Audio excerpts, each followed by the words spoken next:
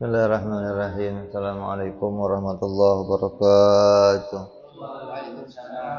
Fatihah ila ruhi sayyidina habibina syafi'ina rasulillah Muhammad bin Abdullah sallallahu alaihi wa ala alihi wa sahbihi wa azwajihi wa dhurriyyatihi min Allah ya'ani ila rijati bil jannah wa yaqana bi asfarihi wa anwarihi wa alumihi min fadil barakatihim fi dini wa dunya wal akhirah.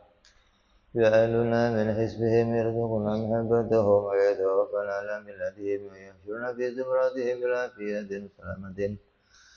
ثم الفاتحة صاحب الكتاب سيد أبو عبد الله محمد بن يوسف أحسن وسيد ثم إلى سيد الشرحة إمام إبراهيم البيجري ثم إلى هذا الملحق عبد الله بن مسعود.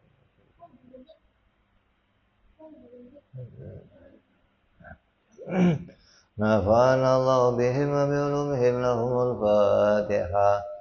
أعوذ بالله من الشيطان الرجيم بسم الله الرحمن الرحيم الحمد لله رب العالمين الرحمن الرحيم مالك يوم الدين إياك نعبد وإياك نستعين اهدنا الصراط المستقيم صراط الذين أنعمت عليهم غير المغضوب عليهم ولا الضالين آمين. Bismillahirrahmanirrahim. Nawaitu ta'alluma wa ta'lima wa tadhakura wa tadhkira wa naf'a wal intifa'a wal ifadata wal istifadata wal hissa ala tamasuki bi kitabillahi sunnati rasulillah sallallahu alaihi wasallam wa du'a ilal huda wa dilalata alal khairi ibtigha'a mardatihi wa qurbihi wa thawabihi wa husnil khatimah ma'al lutfi wal afiyah wa salahil akibah. Bismillahirrahmanirrahim. Alhamdulillahirabbil alamin. Wassalatu wassalamu ala asyrafil anbiya'il mursalin sayyidina habibina syafi'ina wa maulana Muhammadin wa ala alihi wa sahbihi ajma'in. Amma ba'du. Wa ala musannifil kitab rahimahullah nafa'ana bihi wa bi ulumihi fid dharain. Allahumma aftah qulubana futuhal arifin wa bihikmatika wansur alaina birahmatika ya arhamar rahimin. Apa kemarin kita bahas? Kitman udah? Hah? Oh belum?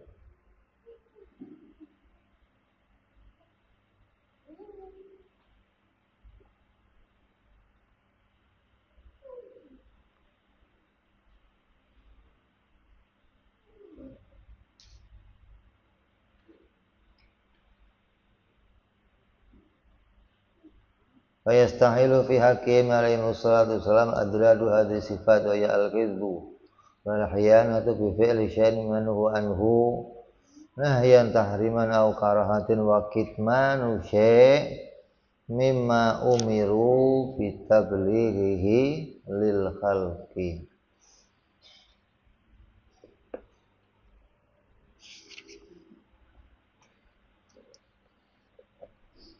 Qauluhu wa kitmanu syai' mimma umiru bitablighihi.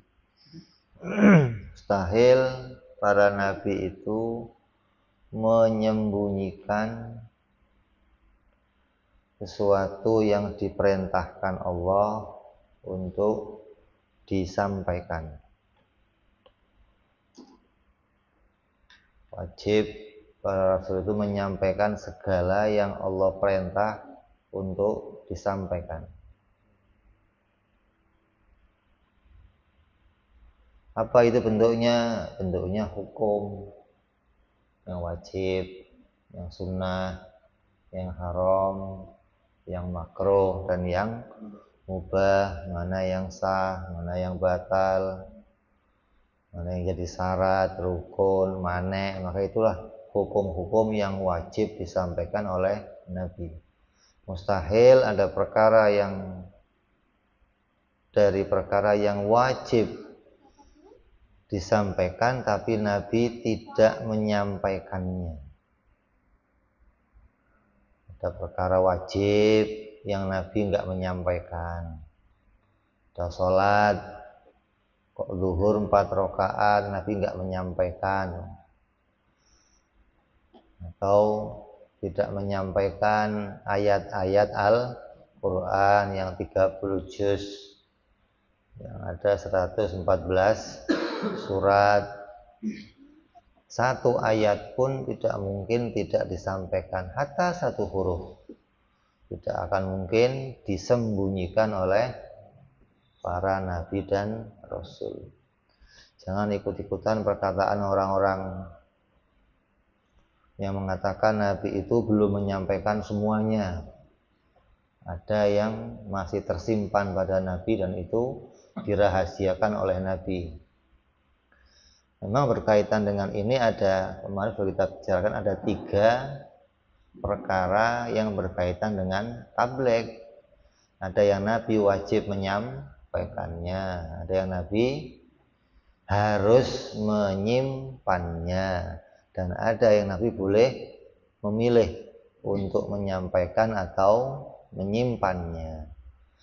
Apa yang wajib disampaikan maka pasti disampaikan. Tidak mungkin ada perkara itu yang tidak disampaikan oleh Nabi. Kalau orang-orang yang Syiah mengatakan ada Nabi nggak menyampaikan semuanya, nanti wahyu itu akan turun kepada imam-imam Syiah. Wahyu itu akan diturunkan pada anak cucunya Nabi yang menjadi imam-imam yang akan menjadi penerusnya Nabi. Ini enggak ada demikian.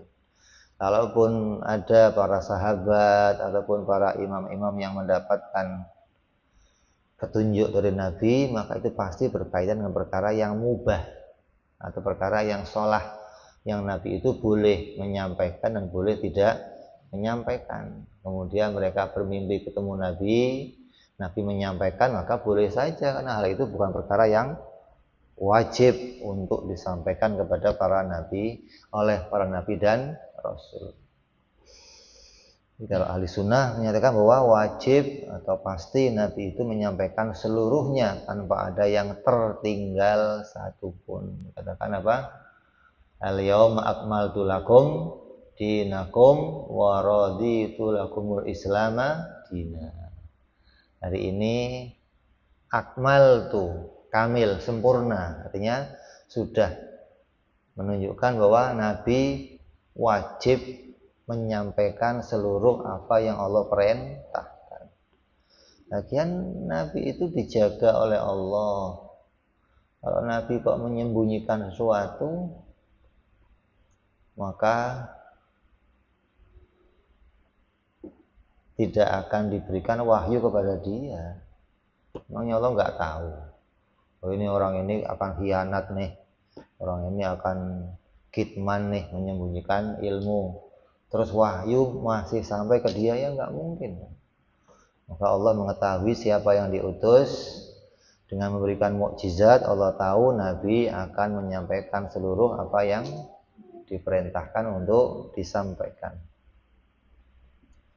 Ai walau sahwan, walaupun dalam keadaan lupa, nggak terjadi. Berarti nggak mungkin Nabi tiba-tiba, oh saya lupa belum menyampaikan, nggak mungkin, mustahil. Ada sesuatu yang Nabi itu lupa menyampaikan sesuatu yang diperintahkan oleh Allah. Lupa menyampaikan hukum ini mustahil. Beda sama menyampaikan hukumnya lupa, itu. Nah, ya, kalau menyampaikan hukumnya lupa, maknanya kalau kamu lupa, gitu loh, gini cara penyelesaiannya. Itu menyampaikan hukum tentang lupa, bukan lupa menyampaikan hukum, gitu loh. Kalau Nabi kok lupa menyampaikan hukum, ya kita dapatnya separuh dong. Jangankan Nabi, para sahabatnya, para wali-walinya nggak ada yang nyimpan ilmu, nggak ada. Quran yang diberikan kepada sahabat disampaikan semua kepada kita. Hadis-hadis diberikan kepada kita semuanya. Kalau dia nanya, kenapa sih Bib, kan Nabi itu keluarganya Nabi kan banyak, tapi kenapa hadis-hadis itu kok nggak ada atau jarang yang keluar dari keluarganya Nabi? Rata-rata dari sahabat-sahabat, nggak dari keluarga. Kenapa kok banyaknya dari sahabat? Karena masa pengumpulan hadis pada masa itu masa para habaib diburu oleh orang-orang Bani Umayyah yang memburu para habaib untuk dibunuh, untuk tidak muncul ke permukaan, hingga para perawi-perawi hadis kalau mengambil hadis dari mereka dan memunculkannya akan diketahui, oh ini ketemu sama Habib nih. Hingga hadis-hadis itu nggak banyak diambil rawinya dari keluarga Nabi. Jadi hatta hadis pun semua disampaikan, nggak ada yang disimpan, nggak ada. Menunjukkan bahwa jangankan Nabi, para sahabatnya pun tidak ada yang menyembunyikan ilmu. Jadi Nabi itu nggak mungkin menyembunyikan ilmu, walaupun dalam keadaan lupa, itu nggak mungkin terjadi. Li'anna sahwa la yajuzu alaihim fil ahkam. Karena yang namanya lupa itu nggak boleh terjadi pada Nabi dalam hal hukum. Lupa yang lain boleh, ya bisa saja. Tapi kalau dalam bab hukum, maka tidak akan mungkin itu terjadi. Bahkan pada hal yang lain pun Nabi nggak pernah lupa. Jangankan kok pada masa seperti manusia kita biasa yang masih bisa ingat. Masa yang manusia nggak bisa ingat, Nabi bisa ingat. Apa contohnya? Ketika Nabi masih disusui oleh ibu susunya Halimatu Sa'diyah. Kemudian beliau bercerita bahwa dulu Nabi waktu nyusu saya itu, kalau nyusu hanya satu susu saya yang diambil, enggak dua-duanya. Hal itu kemudian ditanyakan sama Nabi. Yang cerita ibunya pantas dia ingat namanya kan. Anaknya dulu begini tingkahnya. Kemudian sahabat yang mendengar cerita itu lapor ke Nabi, apa benar? Dulu ente waktu kecil itu begini. Iya benar. Kenapa ya Rasul? Karena saya punya saudara sesusu banyak. Kalau saya ambil dua-duanya nanti yang lain gak kebagian, habis. Jadi saya ambil dari satu susunya. Ente ingat dulu. Waktu nyusu gimana, ingat? Nabi nggak lupa, apalagi yang masa sadarnya. Yang ente nggak bisa ingat waktu itu, Nabi ingat. Ini menunjukkan bahwa Nabi itu diberikan kekhususan oleh Allah Subhanahu wa Ta'ala, gitu loh. Jadi nggak mungkin kok ada sesuatu yang perkara yang dilupakan oleh Nabi Shallallahu Alaihi Wasallam. Dan nggak mungkin Nabi itu lupa fil ahkam allati yuballighunaha anillahi ta'ala, yang mana hukum-hukum itu diperintahkan oleh Allah untuk disampaikan. Wa injaza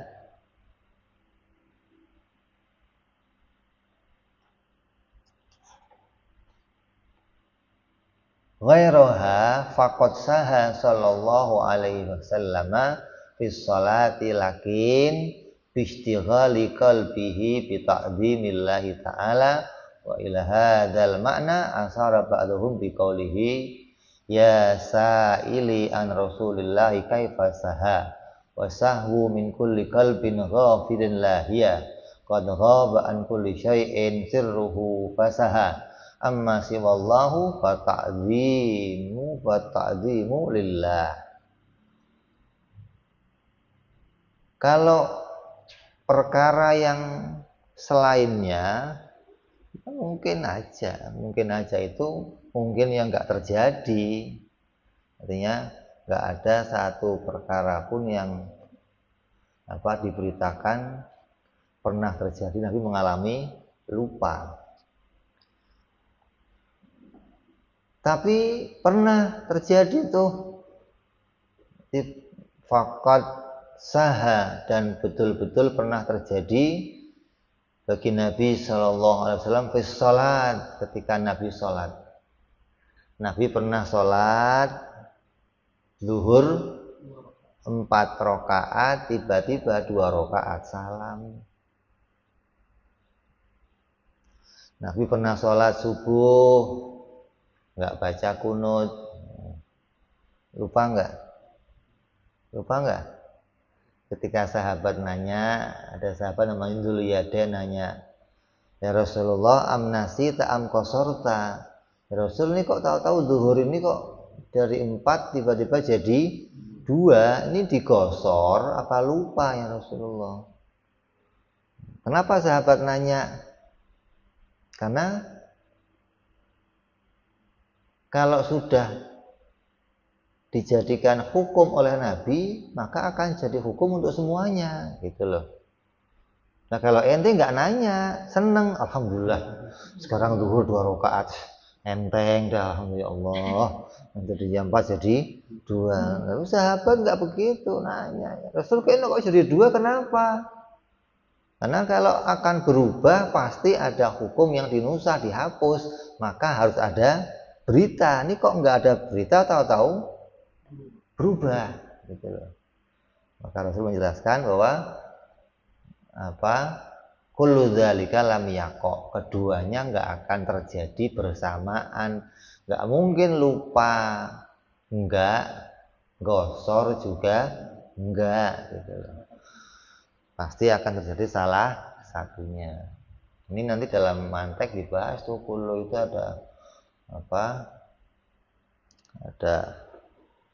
ada kul, ada kuliah, itu nanti bahasanya dalam mantek luas tuh. Tapi yang kemudian mau dibahas di sini adalah ketika lupa itu, apa lupa itu? Lupa itu apa? Itu ganti bahasa. Hah? Gila dong. Hah? Hah? Nggak ingat. Orang gila nggak ingat.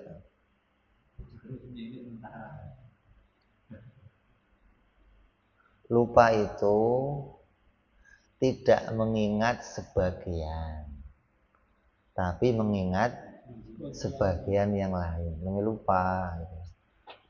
Kalau gila nggak ingat semuanya, gitu lah.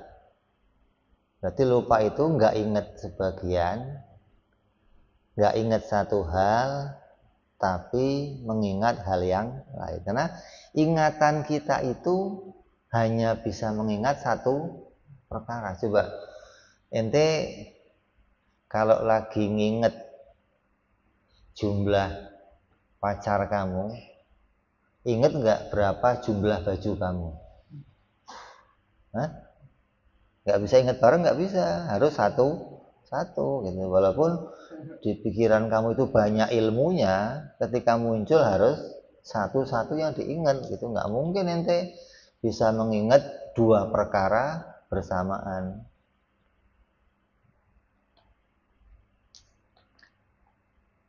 Kayak komputer dah. Komputer itu kalau kamu buka, bisa buka berapa jendela tuh. Buka perkara ini, buka perkara ini, buka perkara ini, buka. Bisa banyak tuh.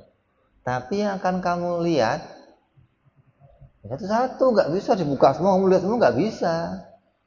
Harus tampilnya satu. Berarti walaupun ingatan kamu itu banyak, yang kamu lihat harus satu. Lah, kalau kamu kok lupa, berarti kamu tidak mengingat satu hal, tapi mengingat hal yang lain. Umpamanya kamu sholat, terus kamu nggak inget ini rokaat keberapa, pernah nggak? Nggak pernah. Hebat banget loh. Pernah?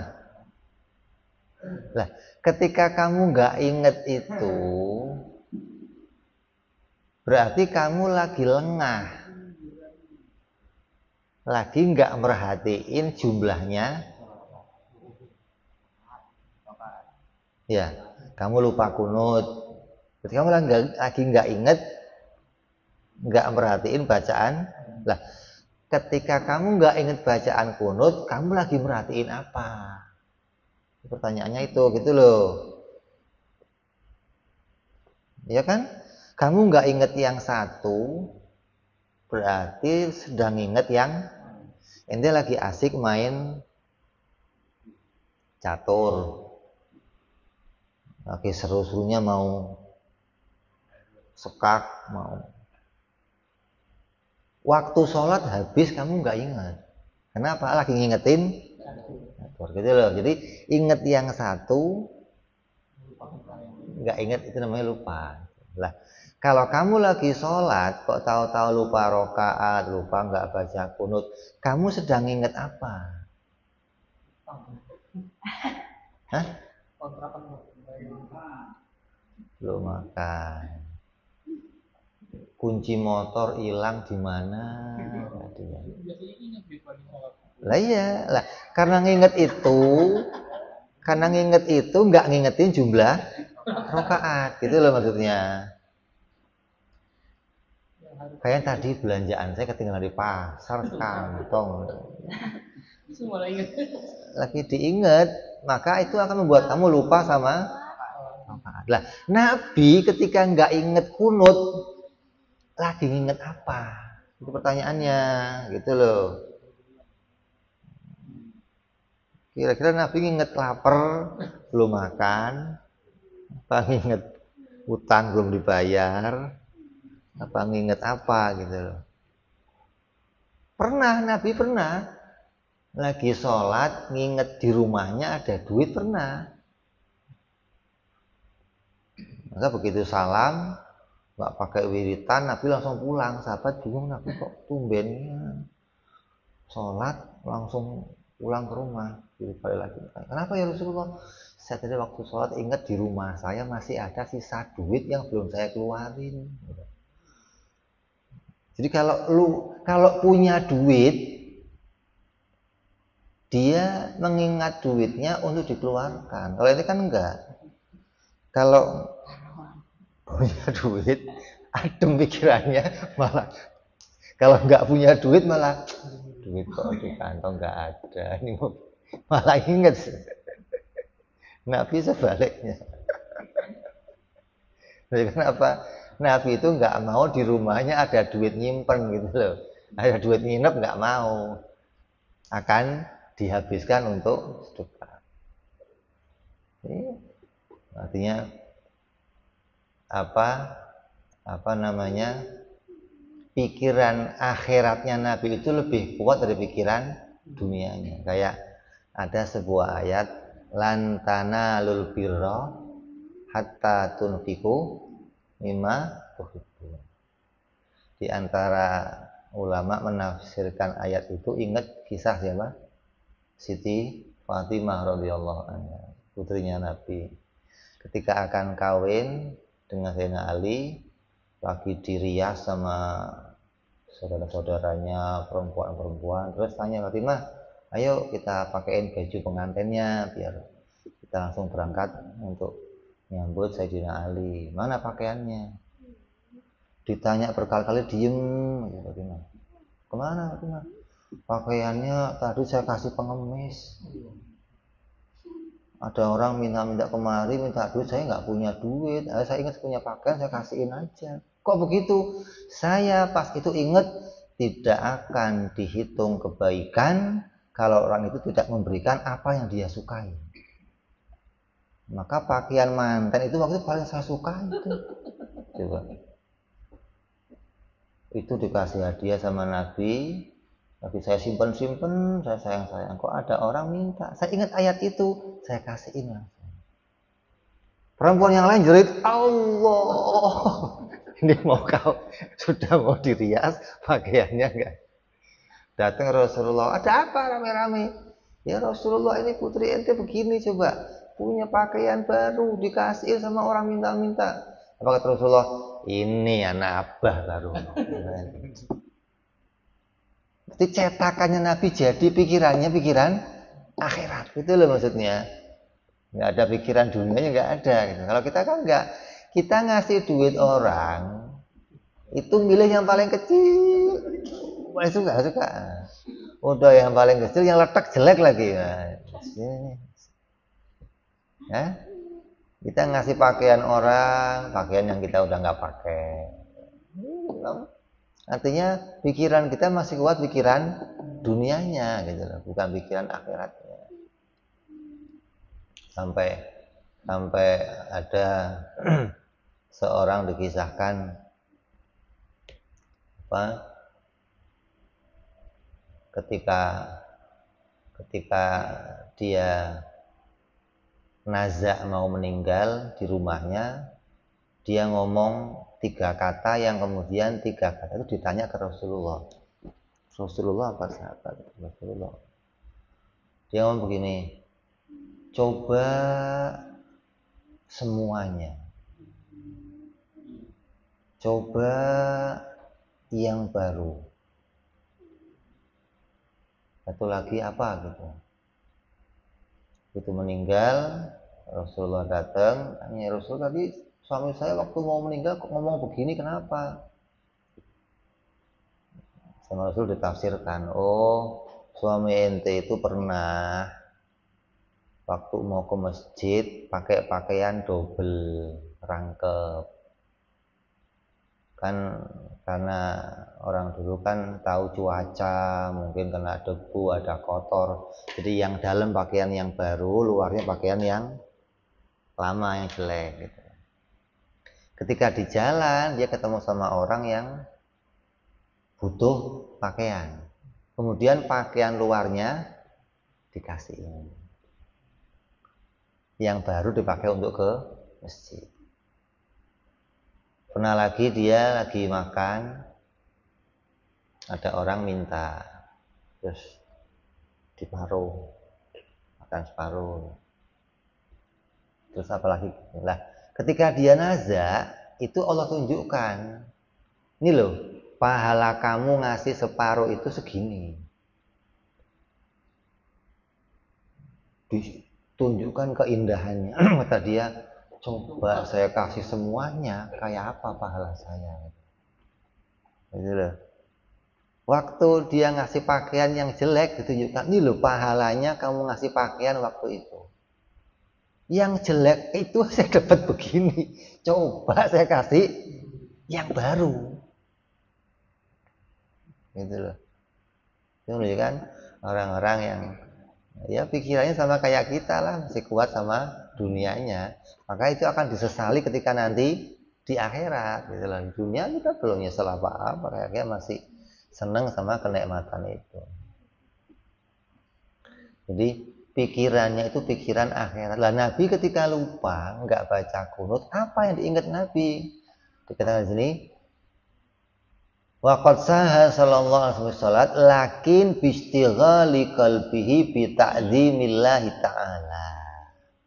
Nabi ketika nggak ingat kunut, itu hatinya lagi tenggelam mengagungkan Allah Subhanahu wa ta'ala. Sedang naik tuh hatinya nazar sama Allah. Yang diingat keagungannya Allah, keluasan ilmunya, keluasan kudrat iradatnya. Lagi tenggelam ke hal itu hingga sampai nggak mikirin rokaatnya sholat. Ini bedanya lupanya Nabi sama lupanya kita gitu loh. Kalau kita nggak pernah Nabi takdim ingat Allah sampai lupa rokaat, itu tenggelamnya wali-wali yang begitu, istighfalnya para wali. Kalau istighfalnya kita ya istighfal kasar. Lagi sholat token listrik bunyi tit.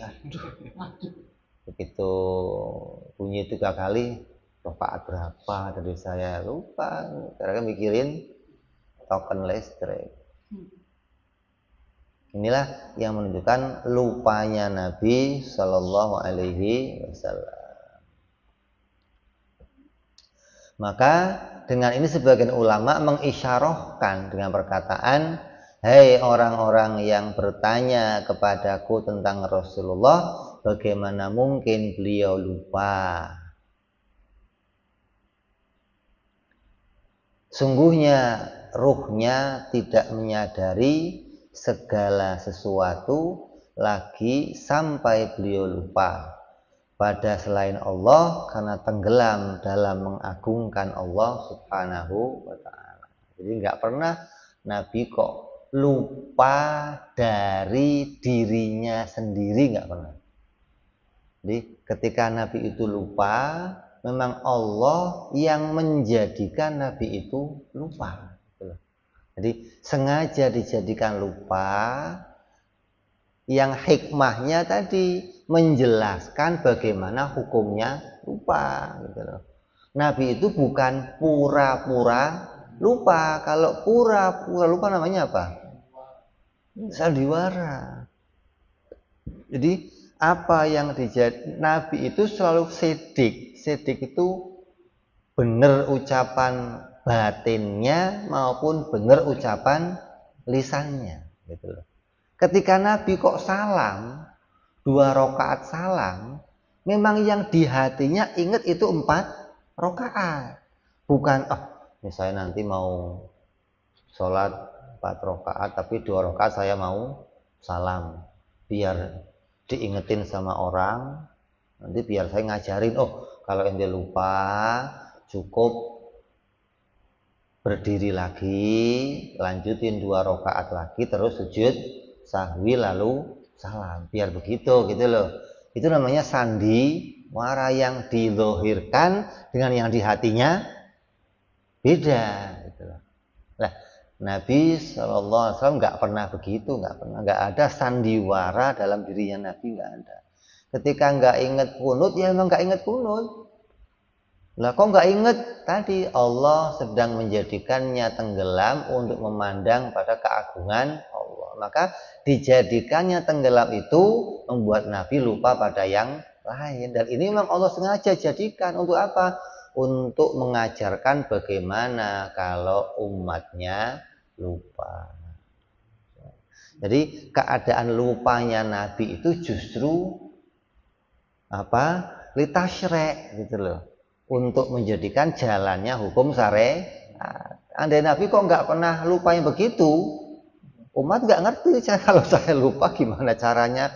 Begitu lupa rakaat salam, ulang dari awal lagi, nggak perlu, gitu loh. Ketika kamu lupa rakaat, terus diingetin sama orang, langsung bangun dan langsung nambahin rakaat. Kan sering nih, kamu berjamaah, terus ada yang masbuk nih 1 rakaat. Ketika salam, ikut salam. Dia ingatnya bareng tadi. Maka sebelahnya, kamu kan telat, tambahin 1. Oh iya, tambahin 1, nggak usah pakai cincong, gitu loh. Dari awal lagi. Jadi yang sebelah ngingetin, kamu cukup bangun nambahin 1 rakaat. Itu maksudnya. Nggak usah diulang dari awal. Yang penting ngingetinnya jangan di luar masjid. Kalau udah ngopi, udah ngeteh, kamu kan tadi 2 rakaat kurang, masa balik nambahin, ya nggak boleh. Selagi masih duduk di situ, masih belum kemana-mana, diingetin, maka tinggal nambah jumlah rakaatnya, terus sujud sahwi, terus salam, selesai. Kunut lupa, cukup sujud sahwi. Ini apabila kita lupa, jadilah hukum yang diajarkan oleh Nabi Shallallahu Alaihi Wasallam. Adapun Nabi dari dirinya sendiri nggak pernah lupa. Kenapa? Nabi itu nggak pernah lengah. Nabi itu nggak pernah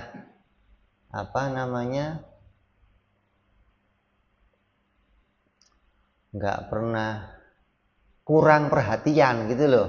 kalau ngerjain sesuatu penuh perhatian hingga nggak pernah lupa sama satu hal.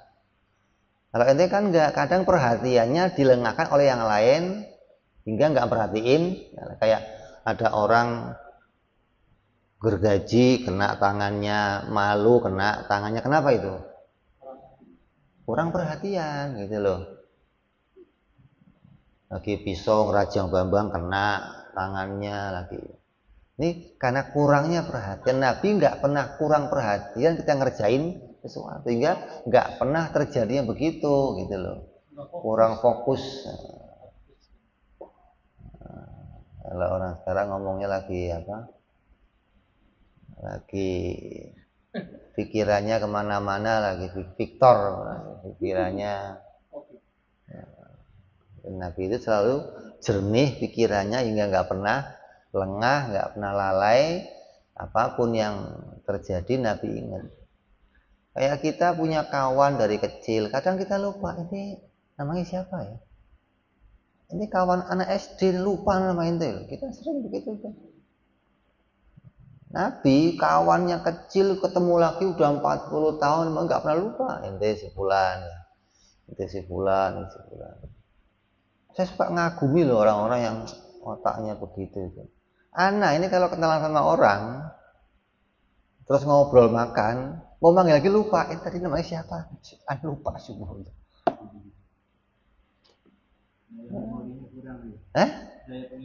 Tapi kalau fulus nggak lupa-lupa, Beb. Kasih fulus.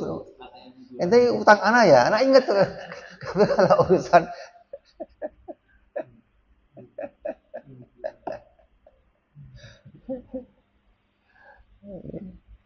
ini menunjukkan dengan keadaan tidak pernah lupa inilah Nabi nggak mungkin menyembunyikan sebuah perintahnya Allah, apalagi kok sengaja tidak menyampaikan, mustahil. Lupanya aja mustahil gitu loh, apalagi sengaja nggak menyampaikan, nggak ada. Jadi Nabi tahu nih ada hukum yang harus disampaikan, oh nggak usah lah, umat nggak usah tahu. Loh, gimana wong Nabi itu datang untuk nyampaikan hukum kok malah nyimpen hukum, mustahil. Jadi kalau ada berita yang berkaitan dengan hal ini maka kita harus tolak. Nggak mungkin Nabi menyembunyikan sebuah ilmu atau hukum-hukum yang datang dari Allah Subhanahu wa ta'ala. Kemudian yang akhir kita akan bahas yang akan datang sifat yang akhir yaitu jaiz fi haqqi Rasul alaihi wassalam. Wallahu a'lam bissawab. Ila hadratin Nabi. Fatihah. A'udzu billahi minasyaitonir rajim. Bismillahirrahmanirrahim. Alhamdulillahirabbil alamin arrahmanir rahim maliki yaumiddin. Iyyaka na'budu wa iyyaka nasta'in ihdinas siratal mustaqim. Siratal ladzina an'amta 'alaihim ghairil maghdubi 'alaihim waladdallin. Amin. Ya Rabbana i'tarafna bi annana iqtarafna wa annana asrafna la ashrafna fatub alaina tauba tawsil kulli hauba wa sulana aurati wa amin raati waghfir li walidina rabbi wa mauludina wal ali wal ihwani wa sairil hillani wa kulli dhi mahabbah au jiratin au suhbah wal muslimina ajma'in rabbi isma' fadlan wa judan manna la biktisabi minna bil mustafa rasulina dhabi kulli suli salam alaihi andal habbi wa alihi wa sahbihi dada tasi suhbi walhamdulillahi bil badi wa tanahi subhana rabbika rabbil izzati amma yasifun salamun alal mursalin walhamdulillahi rabbil alamin. Wassalamualaikum warahmatullahi wabarakatuh.